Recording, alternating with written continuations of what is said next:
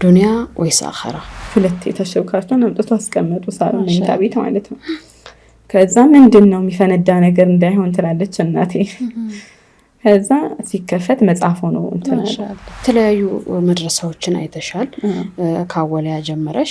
እስኪ እነዚህ መድረሳው ከነዚህ ሁሉ መድረሳዎች በጣም ተጽዕኖ የፈጠረብሽ ልብሽ ላይ የትኛው? በግራር ከተማ በውበት ጉብ ብለሽ በአራቱም አቅጣጫ እህቶችን ጠርተሽ ተማሪዎች ቀርጸሽ በንቃት አንጸሽ ለስኬት ልታበቂ የእውነት እናት ሆነሽ ስምሽ የገነነ ሰይባ አንቺ ነሽ። ስለ አላህና ስለ መልእክተኛው የገለጽሽበት አገላለጽ በጣም ነው የማረከኝና አላህንና መልእክተኛውን እንትን ስትይ ምን አይነት ስሜት ነው የሚሰማሽ? እስኪ ግለጪልን። አንዴ ካከተምኩ በኋላ ሁለቴ ሶስቴ እስከ 7 እንትን ብያላክትም ያለው ማሻአላህ እየቀለለኝ መጣ። ከዛ ትናንሽ ኪታቦችን መሞካከር ጀመርን እዛው ዳሩ ሌላ ማለት ነው። በተለይ እንዳልሽ ነው አንዳንድ መስሪያ ቤቶች ላይ አሁን እንኳን እየተሻሻሉ እየመጡ ነው ብለንም እያሰብን አንዳንዴም እኮ ያጋጥሙናል። ኒቃብ ለብሰሽ ጉዳይ ለማስፈጸም ስትሄጂ እንዳልተማረ ሰው ምንም መብት እንደሌለሽ ሰው አድርጎ የሚቆጥሩሽ ሰዎች አሉ። ደጋግ ሰዎችም እንዳሉ ሁሉ አንዳንድ በክፋትና በጥላቻ የታወሩ አንዳንድ ቁልፍ ቦታ ላይ የተቀመጡ ሰዎች አሉ። እነሱንም ደግሞ የምናስተምርበት ጊዜ ኢንሻአላህ ይመጣል ብዬ አስባለሁ። ይቺናት ሰይባ ኡሙ አማራ ታነጻ የመጣች ከመድረሰተ ንቡዋ ነዋሪ ነበረች የመዲነተል ሙነወራ ታጋይ ታጋሽ ሙጃሂድ ነበረች በዲን በዳዕዋ ዘርፍ የተሰማራች።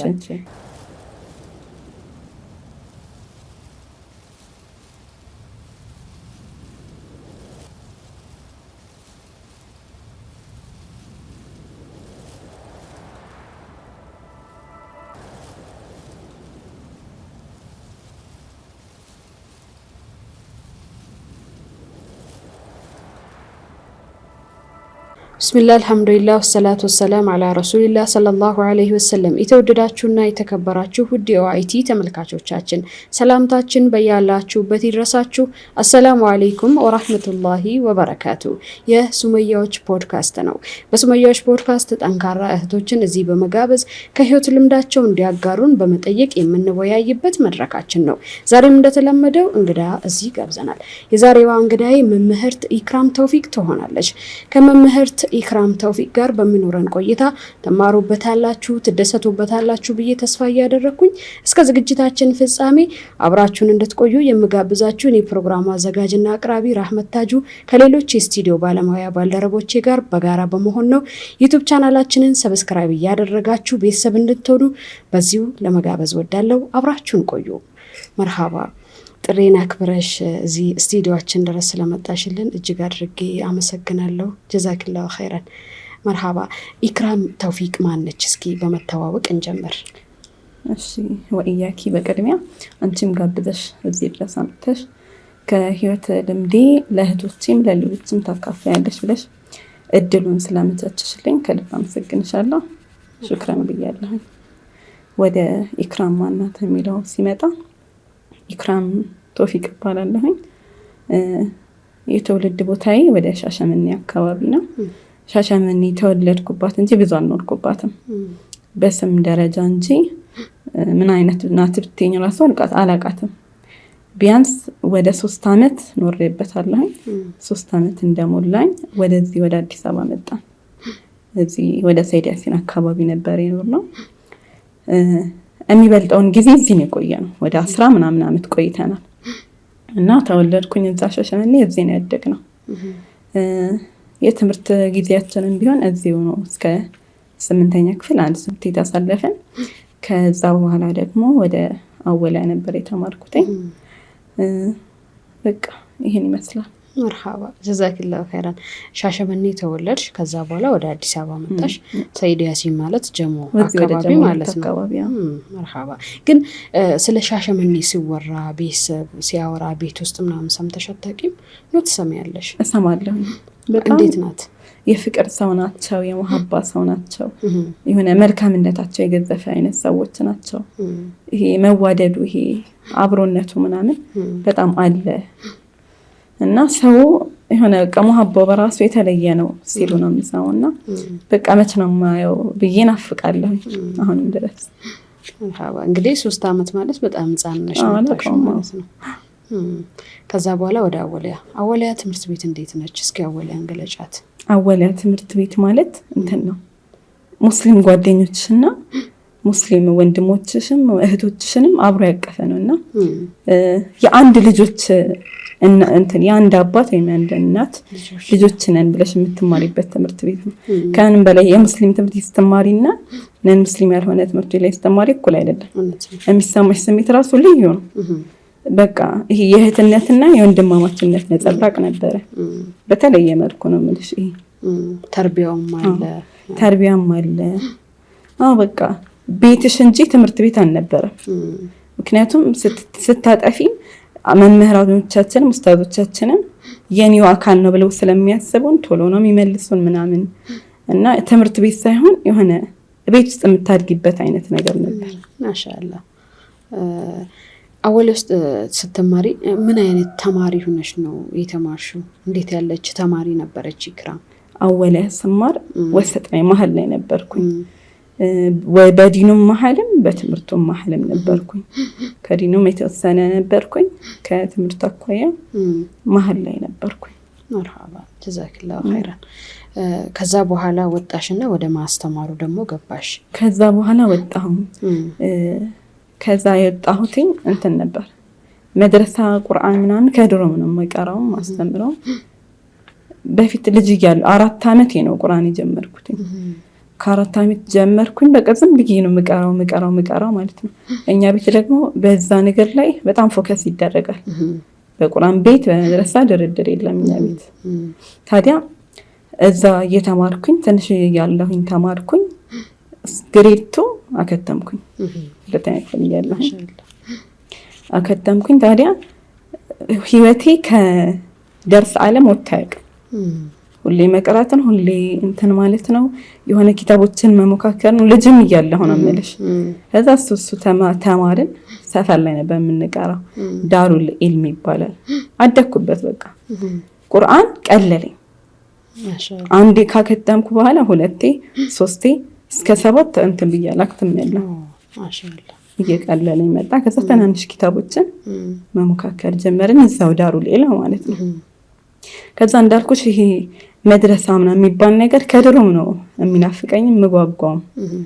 ከዛ ከእንትን ከወጣ በኋላ ይሄ ከአወሊያ ከወጣን በኋላ ኑሰይባ የእስልምና እውቀት ማህበር የሚባል ከድሮም እሰማዋለሁ፣ ግን ደግሞ ከቤታችን ይርቃል።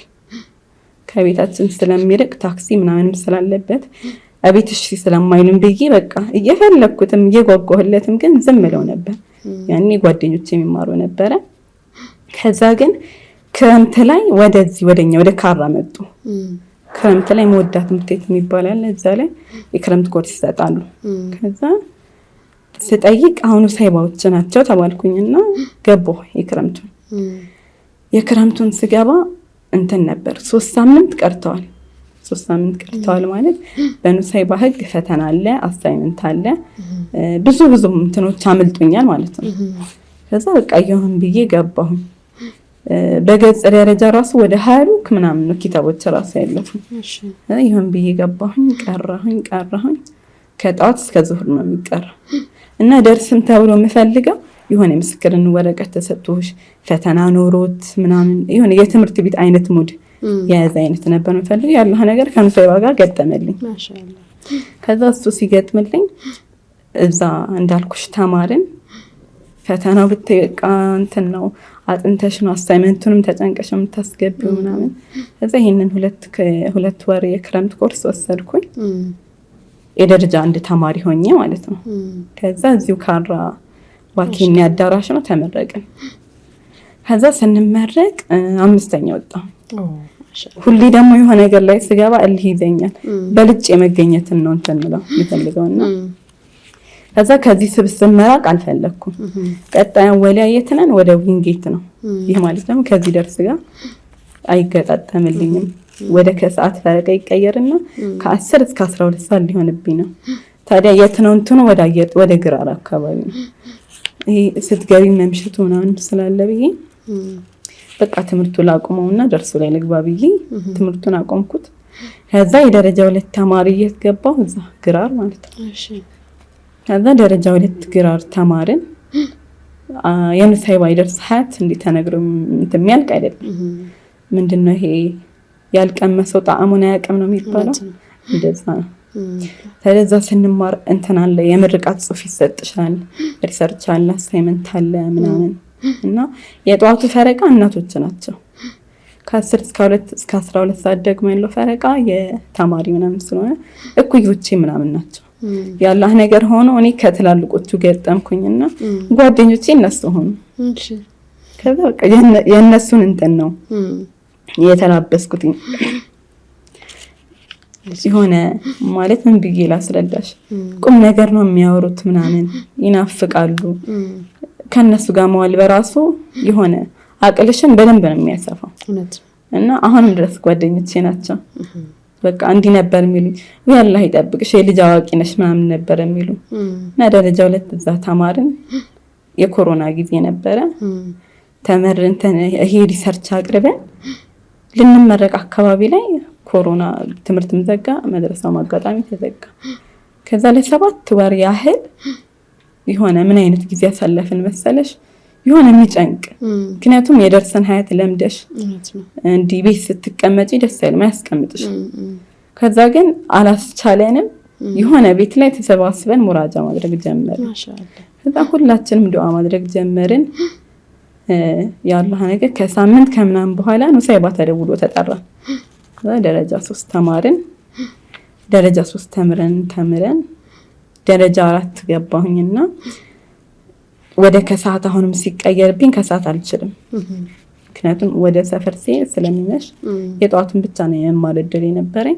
ደረጃ 4 ወደ ከሰዓት ፈረቃ ሲቀየር በቃ ከኑሰይባ ሀያት መራቅ የለብኝም ብዬ ድጋሜ ተማርኳቸው። ደረጃ እንደለም የጧቱ ፈረቃ ላይ ደረጃ እንድገባ አሁንም ይህ አመት ሲያልቅ እዚሁ ፈረቃ ላይ ደረጃ 2 ደጋግመሽ ማለት ነው። ከዛ እንደዛ እየተማርኩኝ አንዳንዴ ደግሞ የተማርሽው ውስጥ ላይ ሲቀር ጥሩ አይደለም ብዬ እስቲ ላውጣውና ላስተምር ብዬ እንዲህ ተርቢያ የሚሰጡ ትምህርት ቤቶች ላይ ማስተማር ጀመርኩኝ። እዛውም እያለሁ ግን አስተምራ እንደ ሙራጃ በደንብ እንትን እንል ነበር፣ እናጠናም ነበር፣ እናስተምር ነበር። የኑሰይባ ህግ በራሱ ሴት ኡስታዛዎችን ማፍራት የሚል ርዕስን ይዘው ነበር የሚንቀሳቀሱት። የኑሰይባ ይደርስ ሀያት እንደዛ እያለ ሄደ። እንዳልኩሽ በየአመቱ ስንትን የምርቃት ጽሑፍ አለ በየርዕሱ። በቃ እሱን እየሰራን ምናምን ቆየ። እኔ ማስተማሩ ላይ ስገባ ደግሞ አልተመቸኝም ነበር። አሁንም የኑሰይባ እንትን ደርሶን አቆምኩት። በቃ ማስተማሩን ቀጠልኩኝ እላለሁ። በማስተማር ላይ ነው እንግዲህ ያለሽው። ማሻአላ የተለያዩ መድረሳዎችን አይተሻል ከአወሊያ ጀመረሽ። እስኪ እነዚህ ከነዚህ ሁሉ መድረሳዎች በጣም ተጽዕኖ የፈጠረብሽ ልብሽ ላይ የትኛው ነው? ኑሰይባ ነው። ኑሰይባ ለምን ግን?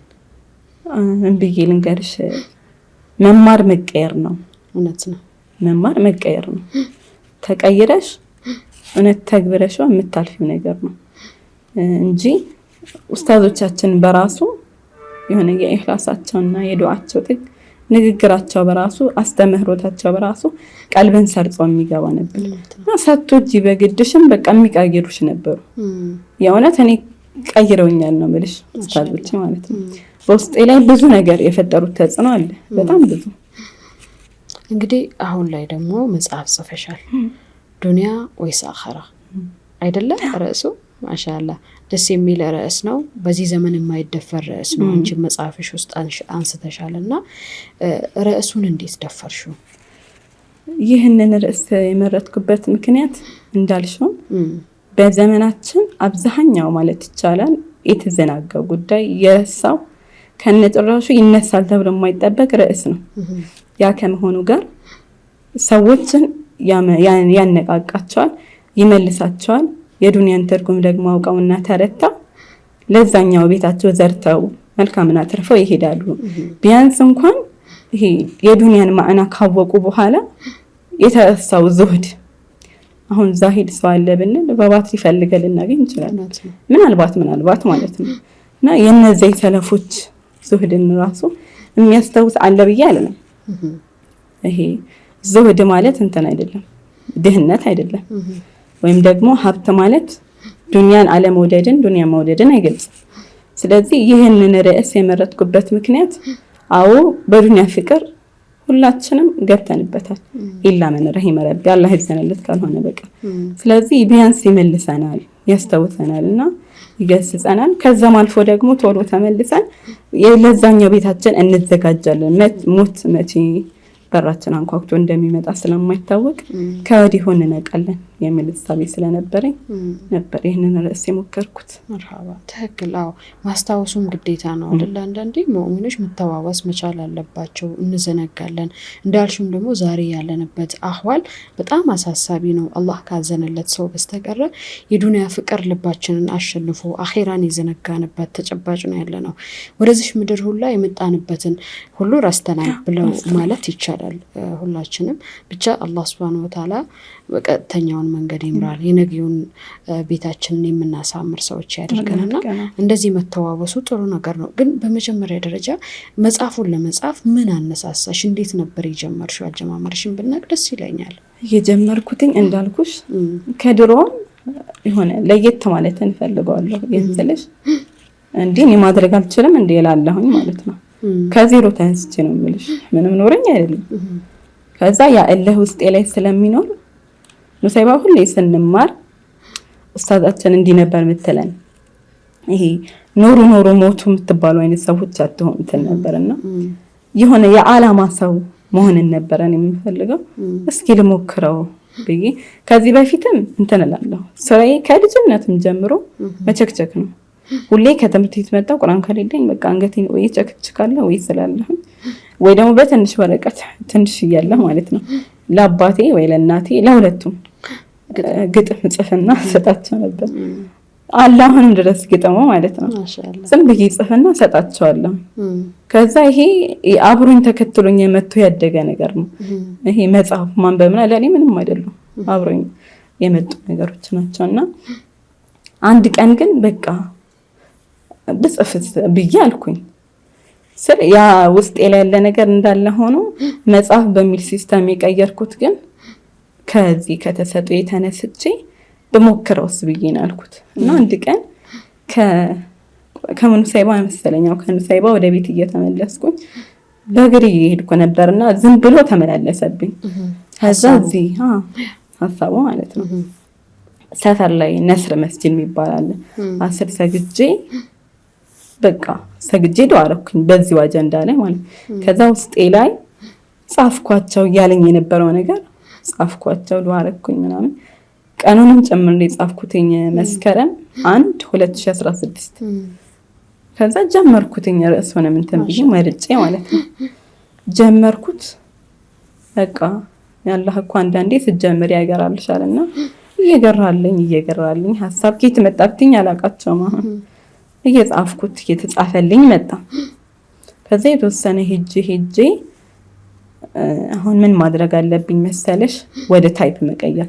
እምጽፈው ጽፍና በስቴፕለር ርዕሱን ጽፍለትና በስቴፕለር እመታዋለሁ።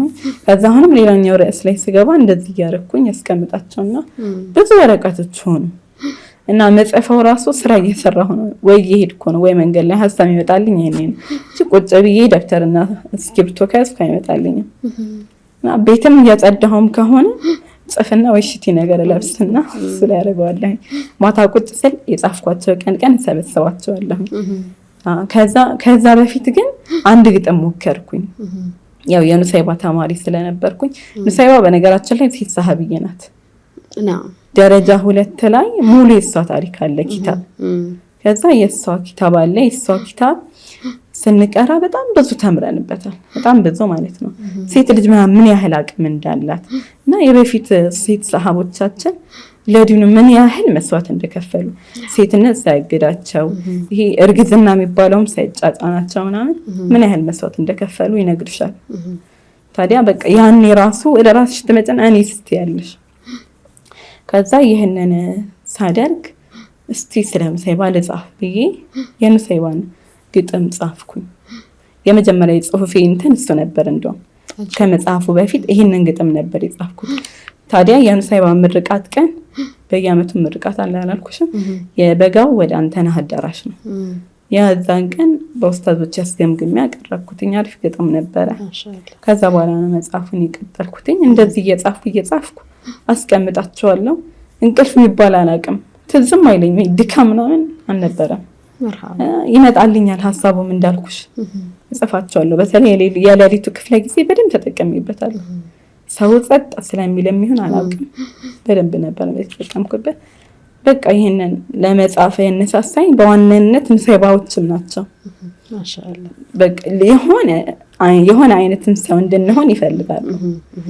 ወደ ራስሽም ስትመጪ ደግሞ አረቦች ምን ይላሉ መሰለሽ? ኩን ረጁል ይላሉ። የሆነን ሰው ሁን፣ ቢያንስ እንኳን ከሞት በኋላ ምድር ላይ ፋናህ ኖሮ ይኸው ይህንን አስቀምጦ እኮ ሄደ። አሊያም ደግሞ የሆኑ እንትኖችን የዲን ተማሪዎችን አስቀምጦልን ሄደ። ለስም ለዝና ብቻ ሳይሆን ነገ አላህ ፊት ስትቀርቢ የሚመሰክርልሽ ስራ ይሆናል ብዬ ስለማስብ ያነሳሳኝ ይሄ ነበር እልሻለሁ። መርሐባ ጀዛከላሁ ኸይራን። ግጥሙንም አይቼዋለሁ በከፊል እውነቱን ለመናገር ስለ ኑሰይባ ማለት ኡሙ አማራ ነች። ስለሷ ታሪክ አንስተሻል፣ ስለ ሰሃቦች አንስተሻል፣ ስለ አይሻ ብዙ ሰሃቢያዎችን ጠቅሰሽ ስለነሱ የህይወት ታሪክ አስቀምጠሻል። እንዳልሽው ነው ዱንያ ላይ ስንኖር የአሻራችንን ማስቀመጥ መቻል አለብን። ዝም ብለን አይደለም የተፈጠርነው። ዝም ብለን ኑረን መሞት ውርደት ነው ለኛ ለሙስሊሞች። ያ በውስጥሽ ላይ የነበረው ነገር እኔ ማን ነኝ ምንድን ነኝ የሚለው ነገርም ይመስለኛል ወደዚህ ያመጣሽ። በጣም የሚያመጣኛው መርሐባ። ከዛም በተጨማሪ ተሰጥቷለሽ የመጽሐፍ የማንበብ እሱም ጋብዞሻል ወደዚህ እና በጣም ደስ የሚል ነገር ነው። ቅድም አንስተሽልኝ ነበር ለእናትና አባቴ በልጅነቴ ግጥም ጽፌ ሰጣቸው ነበር ብለሽ ነበር። እንዲሁ ከውስጥሽ የመነጨ ነው ወይንስ ስታያቸው ያደግሽ ሰዎች ነበሩ አንቺ ጋር እንደዚህ በግጥም በቤተሰብ ውስጥ እንደዚህ አይነት ነገር ነበረ? መርሐባ። ቤተሰቦችሽሳ እናት አባትሽ ምንድን ነው የሚልሽ በዛን ሰዓት? ይሄ ከአላህ ከሚነላህ የተሰጠ ነው ብለው አባቴ በጣም ትኩረት ነው የሚሰጠኝ። በቃ ሁሌ ከለር ይገዛልኛል፣ ምስልበት እንጀገጭበት ማርከርም ይገዛልኛል፣ ያርምልኛል፣ አርሙልኝ ከዛ አላህ ያሳድግሽ እንዲበልሽ ምናምን ብሎ ጽፎ ይሰጠኛል። ማሻአላህ። ከዛ እኔም ያንን ስለምጠብቅ በቃ እየናፈቀኝ ጽፋለሁ። በቃ ጽፋለሁኝ ቢስሚላህ ከምልሽ በላይ ማለት ነው። ስራዬ መጻፍ መቸክቸክና በቃ መሳል ያቀዩ ነገር ማለት ነው። መርሐባ። በመሃል እስኪ ከግጥሞችሽ መሃል በተለይ ለኑሰይባ የጻፍሻትን ግጥም ተመልካቾቻችንን እንጋብዛቸውና እንመለሳለን። ቢስሚላህ። ይቺ ናት ኑሰይባ ይላል። ይቺ ናት ኑሰይባ ኡሙ አማራ ታንጻ የወጣች ከመድረሰተ ንቡዋ ነዋሪ ነበረች የመዲነተል ሙነወራ ታጋይ ታጋሽ ሙጃሂድ ነበረች በዲኑ በዳዕዋም ዘርፍ የተሰማራች ነፍሷን ጊዜዋን ለዲኑ የሰጠች ከዚያ ጃሂልያ ጽልመት ጨለማ የዲኑን እስላም ግልጽ እውነታ ስትሰማ ቀልቧ በኢማን በተቅዋ ተሞላ ፈጥና ምስልምናን ተቀበለች ከረሱል ሰለላሁ ዐለይሂ ወሰለም ጋርም ቃል ተጋባች። ሁኔታዎች በተመቻቸላት ቁጥር ሆነች ኢስላምን ለማገልገል የምትጥር ይቺ ጀግና ታላቅ ሰሃቢት ሴት ልጅ ትውልዱን በመገንባት ትችላለች ትልቅ ሚና መጫወት። ሴት እኮ የወንድ አካል ናት የሚል ወኔ ቀስቃሽ እምነት ነበራት። አላህ በቁርአኑ ሴቶችን የሚያወሳበት ከወንድ ጎን ስለመሆናቸው የሚገልጽበት ጀመረች ታወጣ ታወርድ ታስብ እስከ ቂያም ድረስ የሚወሳ የሚነበብ አላህን ማወረደ በኑሰይባ ሰበብ በተከበረው ቃሉ በሱረቱል አህዛብ ረብል ዓለሚን ሐሊቁ ሰማት ሆኖ ሚን ፈውቂ ሰብኢ ሰማዋት ሲልም አወደሳት አበሰራት እያለ ኢነል ሙስሊሚነ ወልሙስሊማት والمؤمنين والمؤمنات والقانتين والقانتات والخاشعين والخاشعات والمتصدقين والمتصدقات والصائمين والصائمات والحافظين فروجهم والحافظات أعد الله مغفرة وأجرا عظيما በጦርነቱ አውድማ ጂሃዱ ሲጀመር የተጣሙትን ታጠጣ የቆሰሉትን ታክም ጀመር። አስቸጋሪ የነበረው የሁድ ዘመቻ ዕለት ሙሽሪኮች ነብዩን ለመግደል በጓጉበት ጠላት ሙስሊሙን በድንገት ባጠቃበት ሙስሊሞች ራቃቸው ዘዴም ሆነ ብልሃት። ሰሃቦች ድሉ የሙስሊም መሰላቸው ነገር ግን ጠላት ከኋላ አጠቃቸው። ግራ በመጋባት ፊታቸውን አዞሩ። በድንጋጤና በፍርሃት መሸሽ ጀመሩ። እሷና ጥቂት 10 የማይሞሉ የሚመጣውን ሁሉ ሊቀበሉ በአቋማቸው ጸኑ፣ ለረሱል ሊከላከሉ። ከነ ሙስዓብ ቢን ዑመይር ጋር ተሰልፋ ራሷን ባሏን ልጆቿን አሳትፋ ሰጠች ለዲኑ ራሷን አሳልፋ። ዲፋዕ እያደረገች በአንዲት ነፍሷ ወደ እሳቸው እንዳይደርስ ከልላ በልብሷ ትዘዋወር ጀመር ወደ ቀኝ ወደ ግራ ለመከላከል ስትል የጦሩን ውርወራ። የዓለሙ ጠቅላይ የሰው ሁሉ በላይ ይህንን ሲያዩ ሆነው ክምር አሻዋ ላይ ኡሙ አማራ የምትሰራውን ጀግንነት ይከታተሉ ጀመር ሆነው በርቀት። አልየውሙ መቃሙ ኑሰይባ አፍደሉን ፉላን ወፉላን ሲሉም አወደሷት። ዛሬ የኑሰይባ ደረጃና ስፍራ ይበልጣል እገሊ እገሊ ከተባለ ሰሃባ። ይህን ሁሉ ሲፈራረቁባት በላና መከራ ብለው አወደሷት። ምን ይውጢቅ ማትውጢቅ ያ ኡሙ አማራ። በዚህ አላበቃም የሁድ ዘመቻ ዕለት በአብራክ ክፋያ ልጅ ጉዳት ደረሰበት። የወለደችው ከቀድሞ ባሏ ከዘይድ ኢብኑ ሳቢት። በውስጧ ያየለባት የእናትነት ስሜት ከቀልቧ በሰረጸው የኢማን ግፊት ሳትለው እረፍ ይመለስብሃል የደሙ ፍሰት። የልጇ ክፉኛ መቅሰል ሳይመስላት ምንም ቃለት ኢንሐድ ቡነየ ፈዳሪበ ልቀውም። ልጄ ሆይ ተነስ ሰዎችን ተፋለም። ብትለፋም ብትደክምም ጂሃድን አስተማረች። እንቁ የሆኑትን እነ ሀቢብን አፈራች። እኚህ ጀግና ልጆቿ ሐሴት ተሰምታቸው ጂሃድን አፍቅረው ጀነት ሆነጣቸው። በዚህ ከባድ ዘመቻ ተፋልማለች። ወደ 13 ቦታ ላይም ቆስላለች። ከትከሻዋ ደም ይንጠባጠብ ነበር። አብዱላህም ልጇ ያሸግላት ጀመር። የአላህ መልእክተኛ በሚያዩት ነገር አልቻሉም ራሳቸውን መቆጣጠር። የሚያደርጉት መላ ዘዴ ቢጠፋቸው ዱዓ አረጉላት ከፍ አድርገው እጃቸው። ኑሰይባም ወደ ረሱል ዞረችና ስትል ጠራቻቸው። ያ ረሱላህ ወዱዑላህ አን ይዋፈቀኒ ፊል ጀና። ፈጥነው ለጥያቄዋ ምላሽ ሰጡና ዱዓ አደረጉላት እንዲህ አሉና اللهم اجعلهم رفقائي في الجنة. الله ሆይ ዓለሙን የፈጠርከው በጀነት ከኔ ጎረቤት አድርጋቸው። فهنيئا لك ببشرة رسول الله وهنيئا لك مقام في الجنة. አንቺ ታጋሿ ሴት እንኳን ደስ ያለሽ በጀነት ከረሱል ጋር ተጎራበትሽ። ላቅ ያለ የተባረከ ደረጃ ማግኘሽ። ባንቺ በፊት አቅም እንዲመሆን አንቺ ቻልሽውን ማን ይችል ይሆን? አቤት አንቺስ ነገር ተወልቶ አልቅነ ቃላት ቢሰካኩ ብዕሮች አይጽፉትም። ለጠየቅሽው ዱዓ እሽታን አግኝቶ ቀልብሽ በደስታ በሐሴት ተሞልቶ የደስታ እንባ እያነባሽ ማኡባሊ ማአሳበኒ ምን ዱንያ እያልሽ አንቺ ታጋሿ አንቺ ታጋዩዋ ከነብዩ መድረሳ ታንጸሽ የወጣሽዋ ስለ ዲን ስትይ አልፈሻል መከራ ለህራሽ ደርተሻል ልቤ ባንቺ ኮራ። ጠፊ የሆነችው የቅርቢቱን ዱንያ አድርገሽ ይዘሻል ለአኸራሽ መዝሪያ። ለቀጽበት ወደሷ ያልዞረች በአላህ መንገድ ላይ የተሰዋች ለአኸራዋ ስትል ዱንያዋን ሰጠች። አላህን ምትፈራ ለእውነቱ ያደረች የተቅዋ ባልተቤት በኢማን ያበበች በኢባዳ ምትተጋ ከማላይ አይን የራቀች ለአኺራዋ ለፍታ አርአያ ሆነች። የኢማን አርበኛ የጽናት ባለቤት ለውቀት ምትለፋ ታታሪ ጀግና ሴት ዲኗን ለመረዳት በሐቅ ላይ ለመጽናት በቂም ላይ ሆና አላህን መገዛት ልፋት አለሱ ነው ኑሰይባ ሌላ ያምራት። ይቺ ናት ኑሰይባ ታላቅ ሰሃቢት ዱንያ ምናምን ቅንጣት ማይደንቃት። ደስተኛ ስኬታም አስተዋይ ታታሪ ሴት የጀግኖች ሁሉ ጀግና የሴቶች ተምሳሌት። የጀግኖች ሁሉ ጀግና የሴቶች ተምሳሌት። ዋው ማሻአላ ተባረከላህ። ማሻአላ እንግዲህ ተመልካቾቻችንም በዚህ ግጥምሽ ተማርከዋል ብዬ ተስፋ አደርጋለሁ። ሐቂቃ እኔን እንደማረከኝ ምክንያቱም ስለ ሱሐቦች ሲነሳ ሱሐቦች ብሎ ማለት የዚሽ ምድር ከዋክብቶች ናቸው አይደለ? እነሱ መከተል ያለብን የተነገረን ድንቅ ትውልዶች ናቸው። እንደዛ አይነት ትውልድ መጥቶ ማያውቅም ወደፊትም አይመጣም።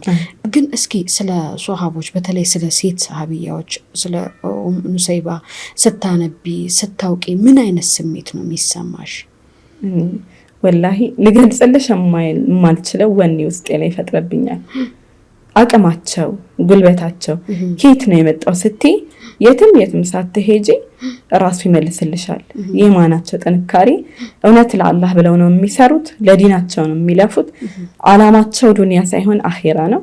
ታርጌታቸውም የዛኛው ቤት ስለሆነ አላህም ያግዛቸዋል። ስለዚህ እኛም ስንኖር ሊላህና ፊላህ ዱንያን ሳይሆን አኺራን ብለን ካለን ኢንሻአላህ እነሱን መሆን ባንችል ፈለጋቸውን እንድንከተል አላህ ያግዘናል የሚል ወኔ ውስጥ ይፈጥርብኛል። ኢንሻአላህ ሁላችንም እነሱን ከተከተልን መንገድ አንስተም ተነግሮናል አይደለ?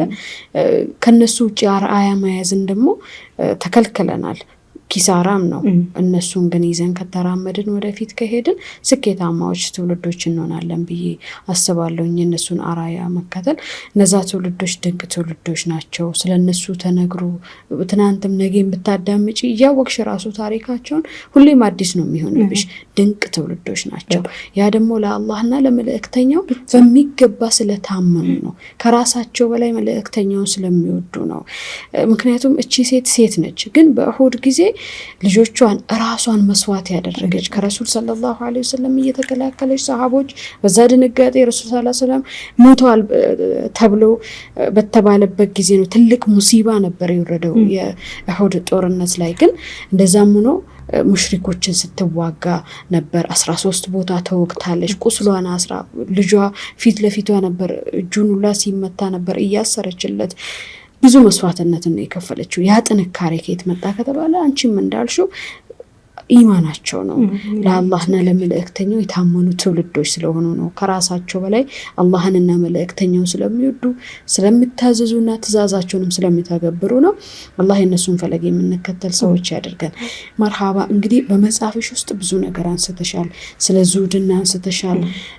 ስለ አምስተኛ ኸሊፋ ዑመር ኢብኑ አብዱል አዚዝ አንስተሻል። ብዙ ታሪኮችን ጠቃቅሰሻል። እውነቱን ለመናገር እንግዲህ ተመልካቾቻችንም ያንቺን መጽሐፍ ሲያገኙትና ሲያነቡት ይረዳሉ ብዬ ተስፋ አደርጋለሁ። በተለይ ስለ አላህና ስለ መልእክተኛው የገለጽሽበት አገላለጽ በጣም ነው የማረከኝና አላህንና መልእክተኛውን እንትን ስትይ ምን አይነት ስሜት ነው የሚሰማሽ? እስኪ ግለጪልን። ወላሂ እንዳልኩሽ እጽፋለሁ እንጂ ብዙ ነገር አይደለም። አሁን የጠየሽኝ ነገር ጻፊልኝ ብትይኝ በጣም ብዙ ገጽ ጽፈሻል። እና አላህ ሰማይና ምድርን ያለ ምሰሶ ያቆመ ቀንና ማታን አፈራራቂ የሚያፈራርቅ የሆነ ጌታ ስጽፈው ከውስጥ የመነጨ ነገር ኃይል ስላለ ይጻፍልኛል። መልእክተኛውንም ቢሆን ሳወድስ እንዳልኩሽ ውስጤ ላይ የሆነ የሚያናገረኝ ሰው ያለ ያህል ነው የሚሰማኝና ስጽፈው ይመጣልኛል እንጂ እንዲህ ስትጠይቂኝ ቃላት የሚያጥረኝ ጊዜ አለ። መርሃባ ጀዛክላሁ ኸይረን። አዎ እንዳልሽው ነው። አንዳንድ ሰው የመጽሐፍ ተሰጥኦ ነው እንጂ ያለው እንዲህ በወሬ ደረጃ ነው። እንኳን ፖድካስት ከጀመርኩ በኋላ ነው ትንሽ ወረኛ እየሆንኩ የመጣሁት እውነቱን ለመናገር። ከዛ ፊት ግን ሁለት ቃላቶችም ምናምን አሰካክቼ እንኳን ማውራት የማልችል ሰው ነበርኩኝና ስጽፊ ግን በጣም እያረካሽ ትጽፊያለሽ። ስጽፊ ራሱ ከልብሽ ሲመነጭ ወደ ልብም ይገባል። ከልብ የመነጨ ነገር እና የሆነ ሰው የምታናግሪ ብቻሽንም ልታወሪ ትችላለሽ። ቅድም ብለሽ ነበር። እስኪ በዛ ዙሪያ ገጠመኝልሽ? ብቻሽን ስታወሪ ሰው አይቶሽ ያውቃል? ለቤቴ የመጀመሪያ ልጅ ነው። መንታ ወንድም አለኝ። ታናናሾች አሉ። 5 እህትና 3 ወንድሞች፣ 2 ወንድሞች አሉ። ያ ማለት ትንንሽ ናቸው፣ በጣም ትንንሽ። ከዛ እንዳልኩሽ በቃ ሐሳብ ይመጣልኛል። ከዛ የሚያስቅ ቦታ ላይ እስቃለሁ። የሆነ ፊትሽን የሚያስቀይር ቦታ ላይ አስቀይራለሁ እና ቤት ያት እያሉ እንዲነካከል እህቶቼ ማለት ነው። ያት እያሉ ይነካካሉ፣ ይስቁብኛል። ከዛ እንደዛ ሲሆን አያቸዋለሁኝ፣ እመለሳለሁኝ። ቤት ላይ ይገጥመኛል። እየተበላም ከሆነ እማዬ ታይኝና ኢክራም ተመለሽ ትለኛለች። እኔ ግን በዛ ሰዓት የሆነ ሐሳብ እየመጣልኝ እያወራሁትኝ በቃ እያስቀመጥኳቸው። ከዛም አልፎ ደግሞ ሰው እንትን ብቸኝነትን ብቻሽን ይሁን ይለኛል። መንገድ ሲሄድም ብቻዬን መሄድ ነው የምመርጠው። በዛ ሰዓት ያ ሰዓት ከራሴ ጋር ማወጋበት ሰዓት ነው። ሐሳቦት የሚፈልቁልኝም ያ ሰዓት ላይ ነው እና እንዳልኩሽ ቤት ላይ ይሄ ነገር ተፈጥሮብኛል። እየታዩ ይስቁብኛል። በቃ ሆን ብለው ደግሞ ይጠብቁኛል፣ እነሱም ደግሞ ያገኙኛል ማለት ነው። ያጋጥማል። ብዙ ጸሐፊዎች የአርት ሰዎች ይህንን ይረዳሉ ብዬ አስባለሁ። ይህንን ፊሊንግ ሁሉም ሰው ውስጥ አለ ብዬ አስባለሁኝና በተለይ እንደዚህ ለየት ያለ ተሰጥኦ ያለው ሰው ይህንን ፊሊንግ ይረዳዋል ብዬ አምናለሁኝ። መጽሐፍሽን ስትጽፊ ማን ነው የሚያበረታታሽ? አይዞሽ የሚልሽ ሰው ነበር ወይስ ብቻሽን ነበርሽ? ነበር ከቤተሰብ ጀምሮ ማለት ነው። እማዬ እንትን ነው ለኔ ከመልክ ከማዘንና ከመሳሳት አንፃር በቃ ይበቃሻል መጽሐፍ ጠዋት የጀመርሽው እንደዚህ ጎንበስ ብለሽ ወግ ምናምን ስትለኝ ነበረ። እሷም እንደዛም ከመሆኑ ጋር ታግዘኝ ነበረ። አባቴም ደግሞ እንዲህ በተለይ ሌሊት ስጽፍ እሱ ወይ ላይ ሰላት ለምናምን ሲነሳ ያገኘኛል ሳሎን ማለት ነው። ከዛ በቃ አሳዝነውና የሆነ ፎጣ ነገር አምጥቶ ያለብሰኛል። ከዛም አልፎ ደግሞ ደስ ይበላት እያለ ትንሽ አጠገቤ ቁጭ ይልና እንጽፈውን አይቶ ገለባብጦ ምናምን በቃ ላግዝሽ ምናምን ብሎኝ ይሄዳል። እና ቤተሰብ ጋርም አለ ይሄ የማበረታታቱና የማገዙ ስራ ነበር። አልሐምዱሊላህ እንደውም ምስጋናዬ ላይ ራሱ ገልጸዋለሁ። እናቴና አባቴ በደንብ አግዘውኛል። አላህ ኸይር ጀዛቸውን ይክፈላቸው። በመቀጠል ደግሞ አሉ እህት ወንድሞችም ሌሎችም ይሄ ወደ መጽሐፍ ወደ ህትመቱ ስንገባ ሳይሆን በመጽሐፌ በራሱ ጎበዝ በርቺ የሚሉን በጣም ብዙ እህቶች ወንድሞች አሉ። ከዛ በተረፈ ደግሞ እየጻፍኩኝ እንዲህ ሚዲያ ላይ የምለቃቸው ቴሌግራም ቻናል ላይ የምለቃቸው ጽሁፎች አሉ። እነሱን መሰረት አድርገው የሚሰጡኝ በጣም ብዙ ኮሜንቶች አሉ። እኔን በደንብ ሲያግዘኝና ሲያበረታታኝ እየመጣ የነበረ ማለት ነው። እንደዚህ በዚህ በጣም ብዙ ነበሩ ማሻአላህ የሚያበረታቱኝ ማለት ነው። ከዛም አልፎ ደግሞ በተግባር ሲያበረታቱኝና ሲያገዙኝ የነበሩት እንዳልኩሽ እነዚህን ወረቀት ጻፍኳቸውና እንደዚህ አታች አድርጌ አስቀመጥኩት አላልኩሽም? ከዚህ ቀጥሎ ምን ማድረግ ነው ያለብኝ? ይሄ ወደ ታይፕ ወደ ኮምፒውተር መቀየር። ያ እንዳልኩሽ ደግሞ ገንዘብ ያስፈልግሻል። ስለዚህ ቤተሰብንም ማስቸገር አልፈለኩም። ስለዚህ በቃ ልሞክር ደግሞ ውስጤ ላይ ኢንሻአላህ ይሳካል የሚል ተስፋ አለኝ። አላህ እንደሚያግዘኝ ሁሌ ባለሙሉ ተስፋ ነኝ። ከዛ ጻፍኩኝና ከላይ መጽሐፉን ላይ ጽፌ እንድታግዝኝ ብዬ ግሩፕ ላይ ማቀው ግሩፕ ላይ ምናምን ሰለቀኩት ቴሌግራም ላይ። ከዛ ቴሌግራም ላይ ስለቅ አብዛኛው ማለት ትችያለሽ የሚሳለቀው ይበልጣል። በቃ ይሄ በተለይ እየሰማሽ ያለሽው ነገር ከግምትም ሳታስገቢ ወደፊት ካልገሰገሽ በቀር እሺ እናግዝሻለን ምናምን ተብይሉሽና ራሱ የመጽሐፉ ፔጅ ስንት ነው ምን ያህል ያስፈልጋል ምናምን በጣም ብዙ መረጃ ይሰበስቡና መጨረሻ ላይ መጣኑንና ፎቶሽን ላኪልኝ ይተሳለቁ ነው በቃ የሚያናግሩሽ አብዛኞቹ ነው ማለት። ከዛ ከ4 ቀን በኋላ እንደለመርኩቴን ለቀኩኝ። ይሄ እገዛ እንደሚያስፈልኝ ስጠይቅ አንድ ሰው አገኘሁኝ። ወደ ሳውዲ ነው ያለው መሰለኝ። ከዛ ከኔ መውሰድ ያለበትን መረጃ ሰበሰበ። ከዛ በኋላ የተጠቆመኝ መሰለሽ ወደ ሰይድ ያሲን ዳዋ ቲቪዎች አሉ። እዛ ጠቆመኝና ኡስታዝ ሰይድ አሊም ይባላል እሱ ጋር ቢሮ ሂጂ እኔ ያለውን ነገር እነግረዋለሁ ያግዙሻል። ከዛ ያው ሁላ ወረቀት ተሸክሜ ሄድኩኝ ቢሮ ማለት ነው። ማክሰኞ እንደዛ አለኝ። ሐሙስ ሄድኩኝ። አላህ ጀዛውን ይክፈለው ቀድሞ ደወለልኝ እዚህ ያለው ማለት ነው። ኡስታዙ ደውሎልኝ ጠራኝ። ቢሮ ጠራኝና እስቲ ምንድነው ገዛ የምትፈልጊ ብሎኝ አሳየሁት። በቃ ይሄ ወደ ጽሁፍ ወደ በታይፕ ጻፍልኝ ብያልኩት ሰጠሁት። ከዛ እዚህ ልጅ አለች በጣም ገረመው እሱ በጣም ስለገረመው በቃ እንለው ጠፋው። በቃ ማገዝ የምንችለው እናግዝሻለን፣ ቀንም እንዳትቸገሪ ጀምሪ፣ ቀጥ መጽሐፉን የምትጽፍ ልጅ አለች ብሎ አገናኘኝና ወረቀቱን ሰጠኋቸው። እሷ ጽፋ ስትጨርስ እሱ ደግሞ ገንዘቡን ያስተካክልላታል ማለት ነው። ከዛ እንዲያለን የታኒም ጽፌ ሲጨርስ ለነሱ እየሰጠሁ ስጨርሻለሁ ብዬ ለነሱ ነግረዋለሁ። እሷም ስጨርስ ጨረስኩኝ ትለኛለች። ይሄ የታይፖን ስራ እሱ ጨረሰልኝ ይቀበለው። ከዛ እንደዚህ ካደረግን በኋላ ምን የሚል ሐሳብ ተነሳ መሰለሽ? አንድን ሰው ሁሌ አሳ እያጠመድ ከምትሰጠው አሳ የሚያጠምድበትን መሳሪያ ብትሰጠው ይሻላል። ስለዚህ የሆነ አንቺ ወጣት ነሽ፣ በዛ ላይ አቅሟለሽ፣ የሆነ ኮምፒውተር ገዝተን ቤትሽ ራስ ጻፊው የሚል ሀሳብ ተነሳና የተወሰነ ሳንቲም እንደመሰብሰብ ተደርጎ በመሀል በሆነ ኪዝ ስታክ አደረገና አቆም ነው። ከዛ አጋጣሚ ደግሞ ያ ሰዓት ላይ መጽሐፉ በጣም ሄዶ ከዚህ በኋላ አንዳንድ ጽሁፎችን የምጨምረው አሊያም ኤዲት ማደርጋቸው ነበር የቀሩት። ስለዚህ በስልክ መጠቀም ጀመርኩኝ። ስልኩም ደግሞ ያን ያህል አጥጋቢ ስላልነበረ ከፔጅ 1 ጀምሬ ኤዲት እያደረኩኝ ጽሁፍ በነገራችን ላይ ዛሬ ጻፍሽው ነገ ይወልዳል ስታነቢውም ስትጽፊው።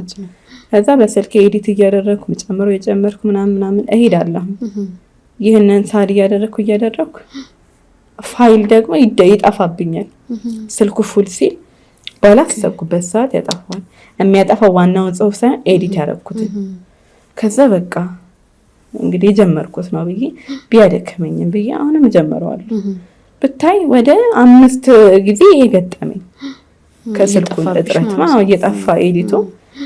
ከዛ 6ኛው ሄጄ መጨረሻ አካባቢ ደረስኩኝ። በቃ ከዛ ሲቀርብ አሁንም እንደለመደው ብታይ ጠፋ። ምንም አላልኩም። በቃ እንዲህ ሲገጣጠምብኝ እያረፍኩ ነበር የምመለሰው። 2 ወር ያህል ዝም እለዋለሁኝ። ከዛ በአዲስ ጀምረዋለሁ። ከዛ የ6ኛው ግን ከምልሽ በላይ ተሰማኝ። በቃ ላቆመው እንዴ ብያልኩና መልሼ ደግሞ እንደዛ ጊዜ ወራት ምናምን አልቆየሁም። እስኪ አላህ የመጨረሻ ያደርግልኝ ይሆናል ብዬ ጀመርኩትኝ ኤዲቱን ድጋሚ በስልኬ። እና ብታይ ትምህርት ቤት ጠዋት 1 ተኩል እንገባለን፣ 11 ሰዓት ነው የምንወጣው። ቤት እስክገባ መግሪብ አዛን ይላል። እና እየሄድኩ ነው ኤዲቱን ማድረገው። መንገድ ላይ ወይም ደግሞ በቃ እንዳልኩ ሲሆን እየሾላለኩኝ እንጂ ቁጭ ብዬ ምናምን ሰዓቱም የለኝም። እንደዛ አመላፋበትን ነበር እየጠፋ የሚያስቸግረኝ። የመጨረሻው ኤዲቴ ግን እንደው ያ አላህ የመጨረሻ አድርግልኝ ብዬ በቃ ምንድነው ምን ልበልሽ፣ በቃ ኢንሻአላህ በቃ ይሆናል ብዬ ጀመርኩት። ከዛ ያላህ ነገር በቃ ይሄ የመጨረሻ ኤዲቴ ሆኖ ተጠናቀቀ። ማሻአላህ እንደዛው በስልኩ። ከዛ በስልክ እንትን ካልኩ በኋላ ወደ ህትመት ቤት መሄድ ስላለበት ብዬ እዚህ ታቋጭ ይሆናሉ እዚህ ወደ ጀሞ አካባቢ እዛ ፋይሉን ላኩትኝና አሁን የኔ ስልክ ቢደልትም እዛ ይኖራል። ከዛም ፍላሾችንም እጠቀም ነበር። ግን ያላህ ነገር ነው። እሱም የሆነ ስታክ ያደርጋል ወይ ፒሲ ላይ ሲሰካ የሆነ ቦክስ እያደረገ ያስቀምጠዋል። እና ይሄ በጣም አስቸግሮኝ ነበር 2 አመት ያህል 2016 ማለት የዛሬ 3 አመት ነው። እንደዛ ያህል ነው የፈጀው 2 አመት ከምናምን። በመሃል እንደዚህ እየገጠሙኝ ከዛ መጽሐፉ ከአሁን ወደ ህትመት ደግሞ ገንዘብ ያስፈልግሻል ከታይፑ ባሻገር ማለት ነው።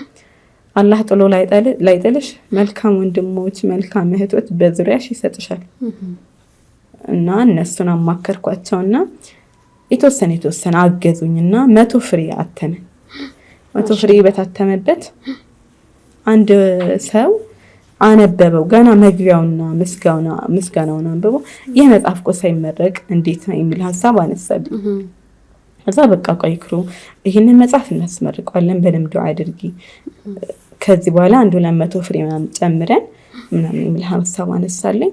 እሺ ምናምን ብዬ በቃ ያዝ አደረግነው መጽሐፉ ከታተመ በኋላ።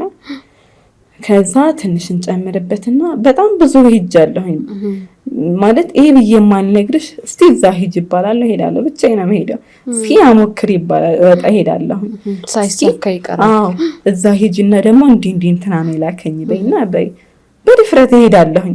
ከዛ ያሄድኩበት ሰው ሌላ ቦታ ይልከኛል። እና በውስጡ ወላሂ በጣም ብዙ ወጣ ወረዶች ነበሩ።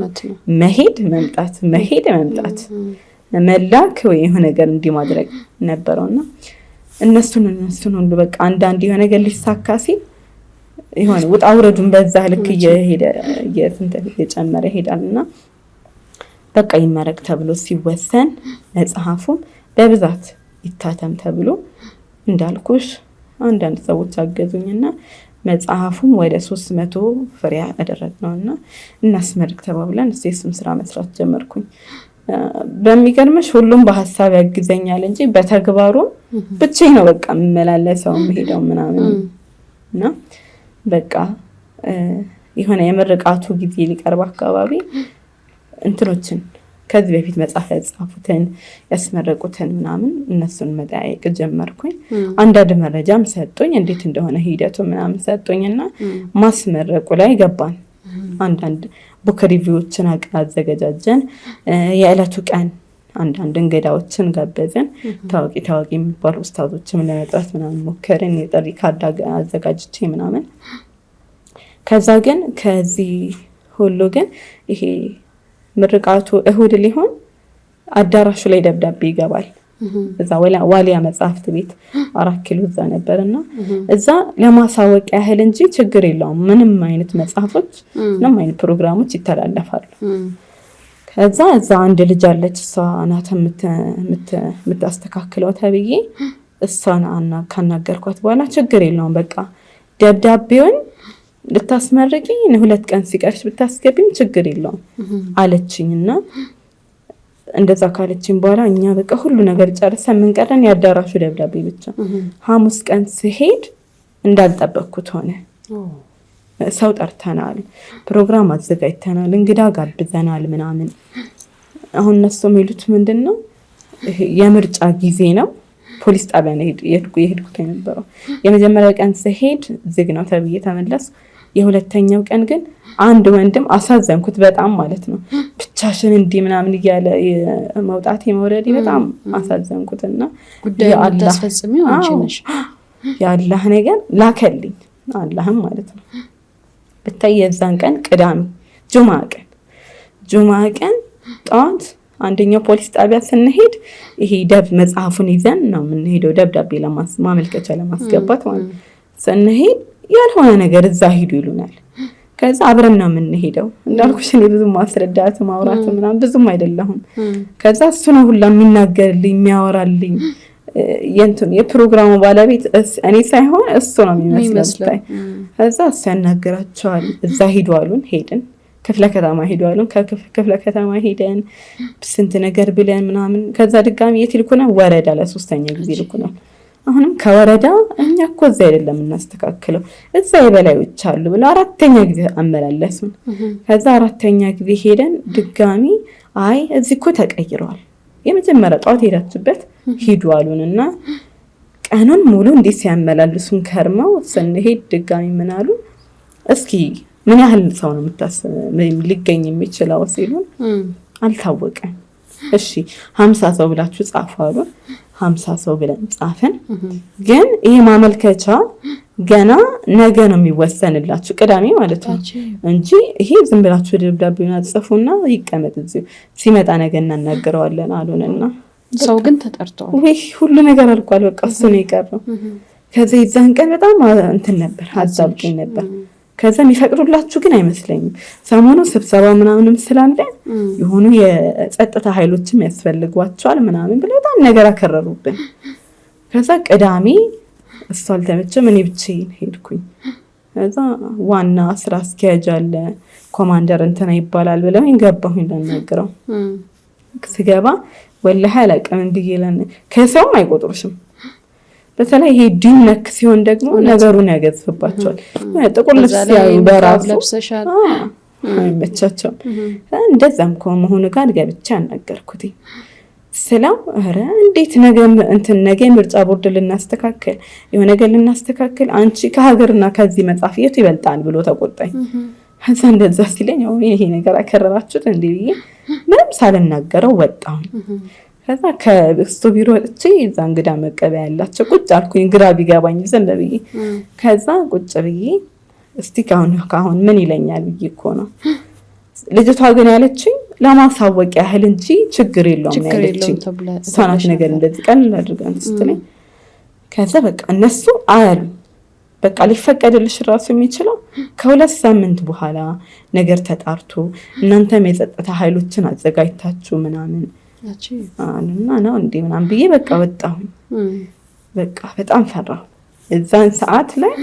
በቃ እንደው መልካም የምላቸው ጓደኞቼ፣ እህቶቼ፣ ወንድሞቼ በቃ ዱዓችሁን አደራ ብዬ በቃ እቺ اللهم لا سهل الا ما جعلته سهلا የምትለውን ዚክር ከጧት እስከ ማታ ነው የምለው ስተኛም እሱ ዚክር ነው በቃ ፊት ላይ ያለው ከዛ ቅዳሜ ዕለት እነሱ እንቢ ያሉኝ አላልኩሽም እሷ ጋር ደውዬ በቃ እነሱ እኮ እንደዚህ አሉኝ በቃ ዝም ብለን በቃ እንመጣለን አልኳት በቃ ችግር የለውም አለችኝ እንዴ እንደተከለከልኩ ለማንም አልተናገርኩም በቃ ብቻ ይዤዋለሁ ያ ሰውዬና እኔን የምናውቀው እንደከለከሉን ማለት ነው ከዛ በቃ ምንም አይመጣም ኢንሻአላህ አላህ ይዛቸዋል እሱ በቃ እንደፈለገ ማድረግ ይችላል በቃ እኛም የሆነ ነገር ሰጠህ ቢዚ ያደርጋቸው ማንነው እሱ የፈለገ ነገር ማድረግ ይችላል ኢንሻአላህ ይይዝልናል በያልኩኝና ወስጤ በቃ በድፍረት ቀዳሚ ቤቴ ገባሁኝ አንድ በጣም ወዳቸው ጓደኛ ያሉኝ እሳቸው እንዱ አስደረኳቸው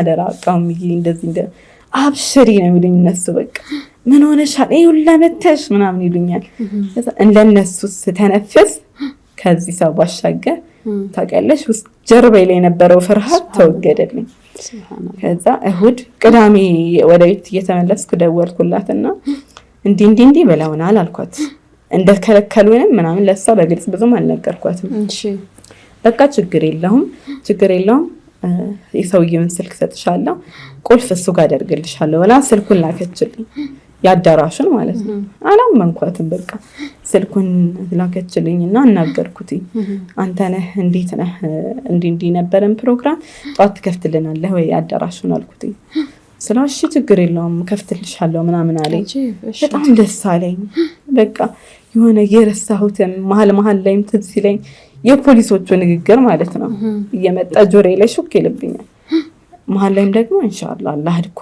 ይሄን ያህል ምናምን ብዬ መመለሳለሁ ነጋ መጻፋችንን ይዘን ከካሜራማኑ ጋር እስከንሄድ ድረስ አላመንኩም ቦታው ደርሰን ተከፍቶ እስክንገባ አላመንኩም በቃ ለማንም አልተናገርኩም ወንድሜ የማያውቅም እህቶቼ የማያውቁም እንደተከለከልሽ እዛ ከገባን ከፍቶ ሲገባም አላመንኩም ብታይ ከመቼው ዘጉብን ነው ስጋቴ ከዛ መጽሐፍ ደረደርን እንደዚህ ይሄ ከመጋረጃ ምናምን ከዲኮር ባሻገር ይሄ እንትን ሼልፎች አሉ ያለ አካቦክሾ መጽሐፎች እንዳለ ደረደርናቸው በቃ ያ ጭንቀት ተወግዶ ጠፍቶ ምናምን የሆነ የራሳችን ቤት አድርገን በቃ የተንጫጫንበት ከእህቶቼ ከወንድሞቼ እንግዶች የተጠሩ ሰዎች እስኪገቡ ድረስ ምናምን አሳምረን በቃ ምርቃት ፕሮግራምን ጀመርን ይሄ ፕሮግራም አቅራቢ ሲያቀርብ እኔ ደግሞ ቁጭ ብዬ ከኋላ ሲንጫጭብኝ የሆነ ጋር የመጡ ምናምን ይመስለኝ ነበር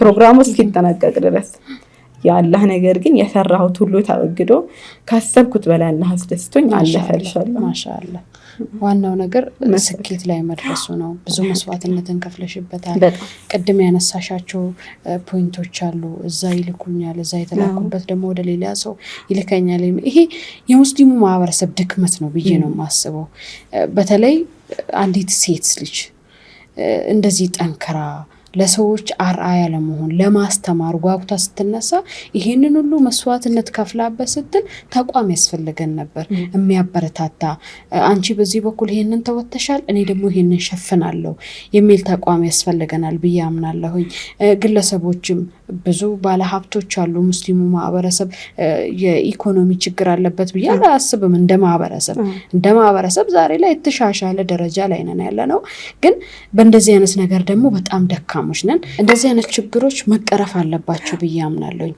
ወንድም ይሁን ሴትም ትሁን እንደዚህ ጠንከራ ለኡማው የሆነ ነገር አስተምራለሁ አሻራዬን ጥዬ አልፋለሁ ዱንያ ላይ ስኖር ዝም ብዬ መኖር የለብኝም ብላ አንዲት ሴት ስትነሳ ከጎኗ የሚቆም ማህበረሰብ ያስፈልጋል እንደ ማህበረሰብ ወደፊት እነዚህ ችግሮች መቀረፍ አለባቸው ብዬ አምናለሁኝ ሐቂቃ አንቺ እነዛን ሁሉ እንቅፋቶችን አልፈሽ የማስመረቅ ደረጃ ላይ ደረስሽ ከዛም በኋላ ደግሞ የራስሽን መብት ራሱ ደግሞ ስትከለከይ አይተናል በተለይ እንዳልሽው ነው አንዳንድ መስሪያ ቤቶች ላይ አሁን እንኳን እየተሻሻሉ እየመጡ ነው ብለንም እያሰብን አንዳንዴም እኮ ያጋጥሙናል ኒቃብ ለብሰሽ ጉዳይ ለማስፈጸም ስትሄጂ እንዳልተማረ ሰው ምንም መብት እንደሌለሽ ሰው አድርጎ የሚቆጥሩሽ ሰዎች አሉ ደጋግ ሰዎችም እንዳሉ ሁሉ አንዳንድ በክፋትና በጥላቻ ይታወሩ አንዳንድ ቁልፍ ቦታ ላይ የተቀመጡ ሰዎች አሉ እነሱንም ደግሞ የምናስተምርበት ጊዜ ኢንሻአላህ ይመጣል ብዬ አስባለሁኝ በተለይ እኛ ሙስሊሞች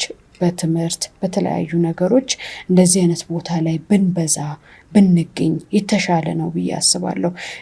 ኒቃብ ለብሰሽ የሆነ ቦታ ላይ ጉዳይሽን ለማስፈጸም ስትሄጂ ሙስሊም ሆነሽ ራሱ ስትታይ የመናቅ መብትሽን ማታቂ ግዴታሽን ማታቂ አይነት ነገር ተደርገሽ የምትወሰጂባቸው ጊዜያቶችና ቦታዎች አሉ።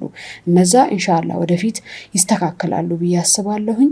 ያንን ሁሉ ደግሞ በጽናት ተወጥተሻል። ማሻአላህ መጽሐፍሽን ለማስመረቅ ደርሰሻል። ያንን ደስታሽን ሲያዩ ቤተሰቦችሽ ምን ተሰማቸው? የነሱ የደስታ አንተን እንዲህ ተብሎ የሚገለጽ አልነበረም። ልክ በተለይ የመጀመሪያ 100 ፍሬው በቃ መች ነው ይሉ ነበር። መች ነው ወይኔ አንቺ ድካም በቃ አንቺ እንደ ልጅ ሆነሽ በቃ ተጮተሽ መንሳት ለምን አታድጊም ብለው በተለይ እናቴ ቢቀርስ አላህ ራሱ እኮ እንዲኮ ተጨናነቁ እኮ አይለም ብለሽ ነው ምናምን ትለኛለች። በቃ ግን እንደሚሆን ተስፋ አለኝ። አባቴ ደግሞ ኢንሻአላህ በቃ መጽሐፍ ሆኖ እስኪያዩ ይጨንቀው ነበር። እንዳልኩሽ ሁሌ ጽፍ ነገ መጽሐፉ የሚመጣ ነበር የሚመስላቸው። ዛሬም በጣም በብዛት ጽፍ በቃ ነገ መጽሐፉ የሚመጣ ይመስላቸዋል። የሆነኛው ሳምንት ላይ ጠዋትም ከሰዓትም ማታም ጽፍ ምናምን ሲያዩ በቃ መች ነው የሚያልቀው? ከዛ እንዳልኩሽ ተበላሽቶብኝ ጸጥ እላለሁኝ።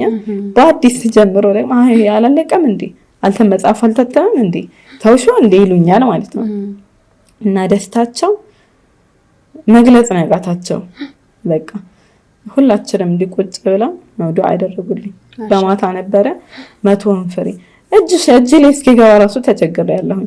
ሁሉ ታተሙ ምናምን እጄ ላይ አልቁ በቃ ነገ ያልቃል ከነገ ወዲያ ያልቃል ድፍን ሳምንት አልፈጀም ብለሽ ነው ነገ የተባለ እንትን እዛ አጨርሻለሁ ሲለኝ በቃ እጄ ላይ ይግባ አሁንም ነገ ሊለኝ ነው ብዬ ወንድሜን ላኩትኝ ይዘህልኝና ብዬው በካርቶን አድርጎ አመጣና የሚመጣ ቀንም አልነገርናቸውም ነበር። ከዛ ቤታ እህቴ እሷ ትችልበታለች ማሟሟቆ ምናምን ከዛ ማኪያቱ ምናምን አፈላላችና ማንም አላዘዛትም። አምጥታ ወልክ ወንድሜ ሲመጣ አብዱካሪ መቃይጃለሁ ብሎኛል ወጥቼ ልቀበለው ነው ትላለች። ምንድነው ምን ዕቃ ነው ብላ ማየም ባባ በግ ነው በሬ ነው ይላሉ እያሉ ያሾፋሉ። ከዛ አምጥቶ ኳርቶኑ 2 የተሸው ካርቶን አምጥቶ አስቀመጡ ሳሎን መኝታ ቤት ማለት ነው። ከዛ ምንድነው የሚፈነዳ ነገር እንዳይሆን ትላለች እናቴ። ከዛ ሲከፈት መጽሐፍ ነው እንትን በጣም ደስ አላቸው ከምልሽ በላይ በቃ ያገላብጡታል ዝም ብለው መጽሐፉን ይዘው ማለት ነው። እንዳልኩሽ ጀማዓ አለን አላልኩሽም ቤት ያሚወስዱና በቃ እንደዚህ ይቀባበሉበታል። ከዛ አንዷ እህቴ ብቻ ሰብሪ የምትባል እኔም ግን እንዳንቺ ግን እጽፋለሁ ኢንሻአላህ አለች ማለት ነው። እሷ በቃ እየተቀባበሉ ምናምን ብርቅ ሆኖባቸው ያዩታል። ወይኔ በቃ የኛ እህት መጽሐፍ ጻፈች ምናምን አተመች ምናምን ይላሉ። እዛ ቁጭ በጣም ደስ ብሏቸዋል። ደስታቸውን ራሱ እንዲህ ብሎ መግለጽ አልቻሉምና ምርቃት ደርሶ ሊደርስ አካባቢ አደራሽን እኛ አቅቶናል ማለት የምንለው ነገር የለም። በተለይ አባቴ እንዳጣሪኝ ትበዛ እንትን ላይ ምንም ጥያቄ እንዳትጠይቂኝ ብሎ ነግሮኛል፣ አስጠንቅቆኛል። በቃም ለምችለው ነገር የለም የደስታውና በጣም ከመደሰቱ ባሻገር ማለት ነው። እና ያ ስሜት ነበር የተንጸባረቀባቸውና ኢንተርቪውም ተደርጎ ነበር የምርቃቱ ቀን። በቃ ማውራትን ያቃተው ወላሂ ፊቱ ላይ ታነቢበታለሽ።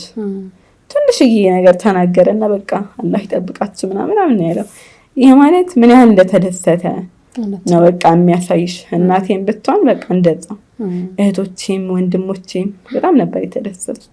ከዛም ባሻገር የሚያቆኝም በቃ ምን ያህል እኔን ማወቅ የሆነ እንደ ትልቅነት ነገር አደርገው ምናምን ከቤተሰብም ባሻገር ማለት ነው። አልহামዱሊላህ እንግዲህ ሰዎችም እናቴም አባቴም እንደተደሰቱበት አላህም ከዚህ በላይ የሚደሰትበት አላህ ያደርግልኝ። ዋናው ዓላማ እሱ ነው። ቤተሰብ ሁሌም መስዋዕትነት ከፍሎ ያሳደጉት ልጃቸው የሆነ ስኬት ላይ ደርሶ ሲያዩ በጣም ደስተኞች ናቸው የሚሆኑት። ምናልባት አንቺ ስትለፊ ይሄ ነገር ይበቃሻል እረፍት አድርጊ ሊሉሽ ይችላሉ፣ ልትልሽ ትችላለች እናትሽ። ለምን እናት ስለሆነችና የእናትነት አንጀት ወደዛ ስለሚገፋፋት ነው። ከዛ በተጨማሪ ግን አንቺ የስኬት ማማ ላይ ደርሰሽ አንቺ ማየት ምኞታቸው ነው። ከዛ በላይ የሚፈልጉት ነገር የለም ብዬ አምናለሁ። እንግዲህ አንቺም አላህ Subhanahu Wa Ta'ala ይቀበልሽ። ይህንን መጽሐፍ ደግሞ ገዝተንም ያልገዛንም ሰዎች እንድንገዛ ጋብዛለሁ። አስባለሁ በዚህ አጋጣሚ ብዙ ትምህርቶችን አዝሏል ሀቂቃ እዚህ ጋር ለማንሳት ያው ስላልተመቸን አንቺም የወሬ ሰው ስላልሆንሽ ነው ሀቂቃ እንጂ ብዙ ነገር ብናነሳ በጣም ደስ ባለኝ ነበረ ኢንሻአላህ ተመልካቾቻችንም ደግሞ ይህንን መጽሐፍ ገዝቶት እንደሚያነቡት ተስፋ አደርጋለሁኝ በሁሉም ሱቆች ይገኛሉ ብዬ አስባለሁኝ የት ነው የሚያገኙት አሁን ላይ ወደ ጀሞ እና ወደ ዓለም ባንክ እና ቤተል አካባቢ ያስቀምጥናቸው ከዚህም በኋላ ደግሞ ኢንሻአላህ ወደ ሌላ አድራሻ ምናስቀምጥበት እድል ይኖረናል መርሃባ አሁንስ ሁለተኛ መጽሐፍ ሌላ መጽሐፍ የመጽሐፍ ፍላጎትስ የለም ጽፎ የለመደ ልብና እጅ ያው አርፋ አይቀመጥም ብዬ ነው አለ በዚህ የሚያበቃ አይደለም በቃ እንደው የተዘጋጁ ርዕሶችም አሉ ሐሳቦችም አሉኝ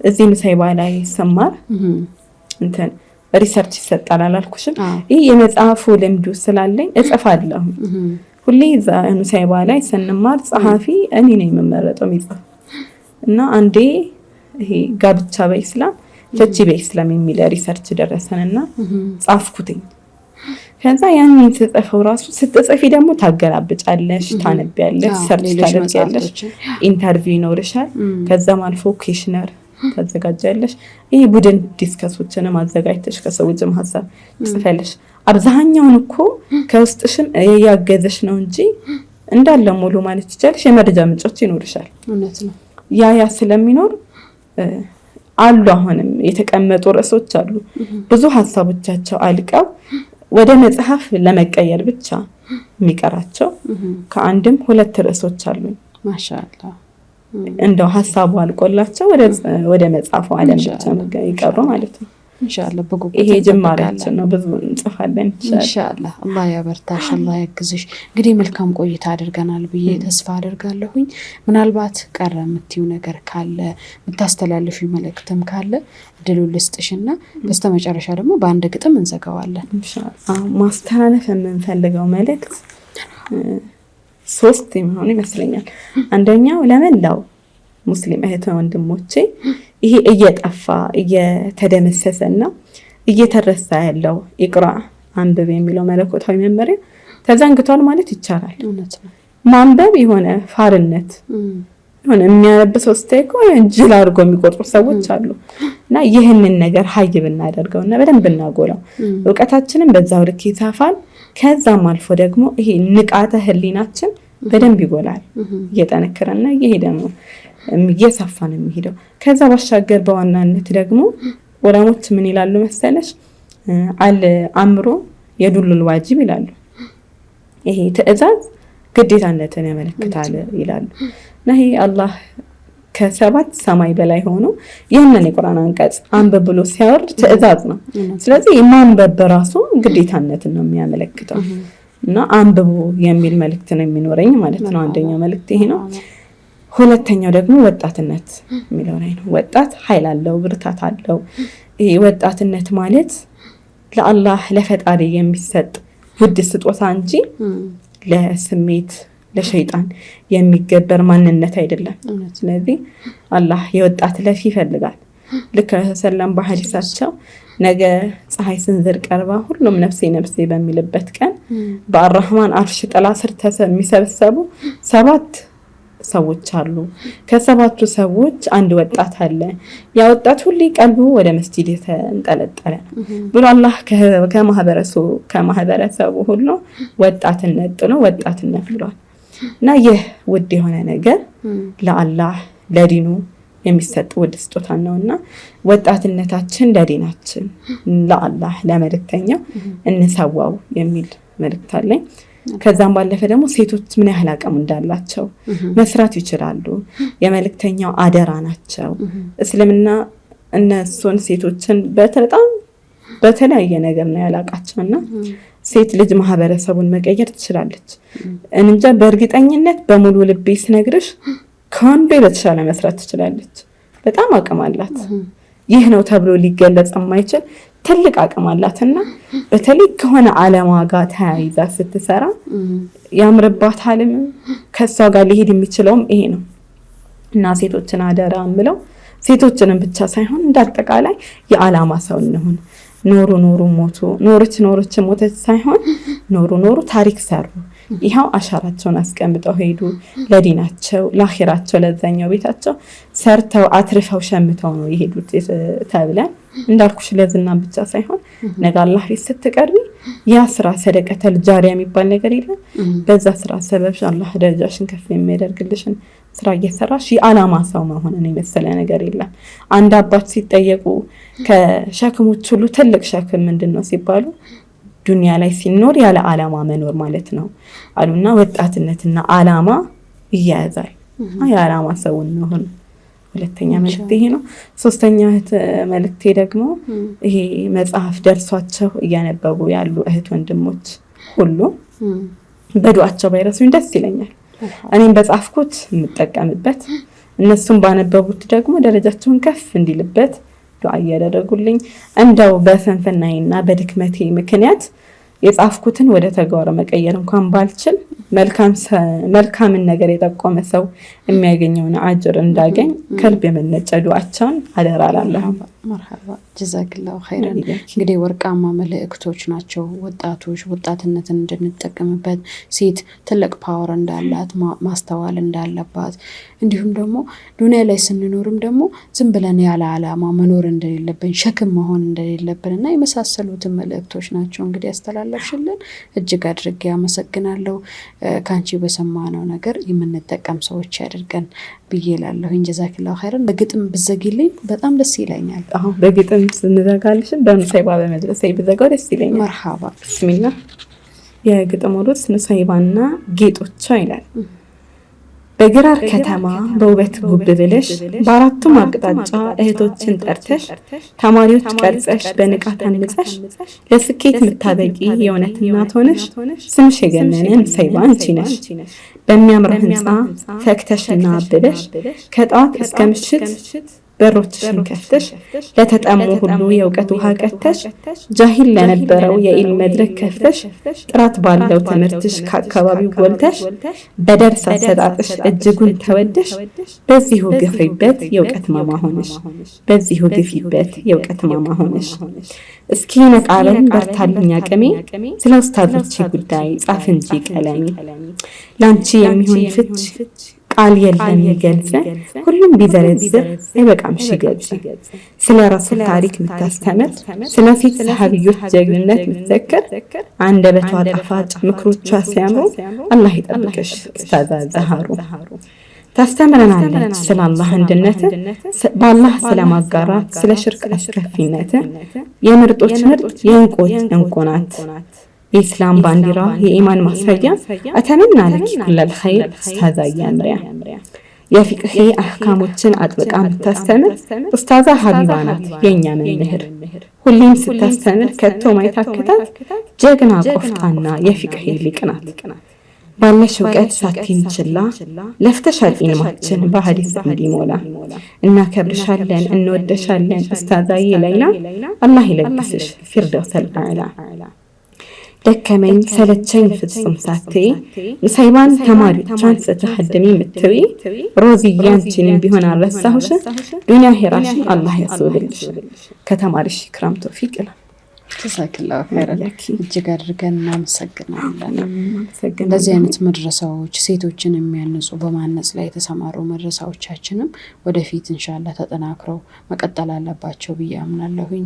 እኛም ደግሞ በእነዚህ መድረሳዎች ተምረን ፍሬ የምናፈራ ትውልዶች አላህ ያደርገን። ጀዛክላሁ ኸይረን። በድጋሚ እጅግ አድርጌ አመሰግናለሁ።